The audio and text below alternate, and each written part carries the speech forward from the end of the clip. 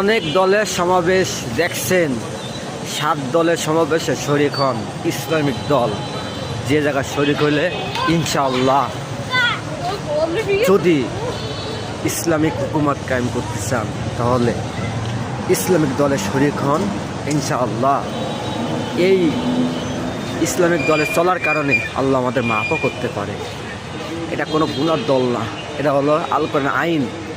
বাংলাদেশে আল কোরআন আইন অনুযায়ী বাংলাদেশ চলবে, সেই দল আল কোরআন আইন বাংলাদেশে বাস্তবায়ন করার জন্য এই দলটি চেষ্টা করতেছে, মাঠে ময়দানে তারা কাজ করতেছে।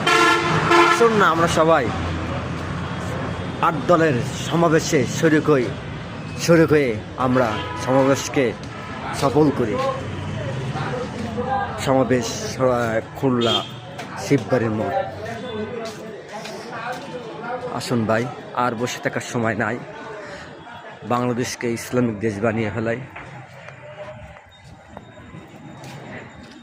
আমার দেশ, তোমার দেশ, তোমার আমারই করতে হবে। দুর্নীতিবাজরা গর্বে তারা তাদেরকে পেট বুঝাই করার জন্য, তারা আল কোরআন আইন বাস্তবায়ন করার জন্য গড়ে তুলবে না। তা আসুন, আর অবহেলা করে না বসে থেকে আমাদের বাংলাদেশ আমাদেরই গুছা নিতে হবে। আমাদের বাংলাদেশ আমাদেরই গড়ে নিতে হবে। আমাদের বাংলাদেশে ইসলাম কায়েম করতে হবে আমাদেরই। কোনো নাস্তিক বেঈমান কায়েম করে দেবে না। কোনো নাস্তিক বেঈমান তিনি বাংলাদেশে ইসলাম হুকুমত চায় না। যদি আপনি আমি অবহেলা করে ঘরে বসে থাকি তাহলে আবারও নাস্তিক বেঈমানেরা এই বাংলাদেশকে চুষে খাওয়ার জন্য প্রস্তুত হয়ে যাবে। তা আশা করি আগামীকাল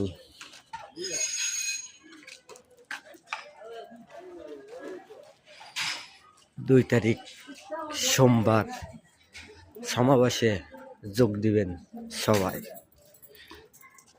8 দলের সমাবেশ সফল হোক, 8 দলের সমাবেশ সফল হোক। আমরা সবাই চলে আসি 8 দলের সমাবেশকে সফল করার জন্য, ইসলামিক হুকুমত বাংলাদেশে কায়েম করার জন্য।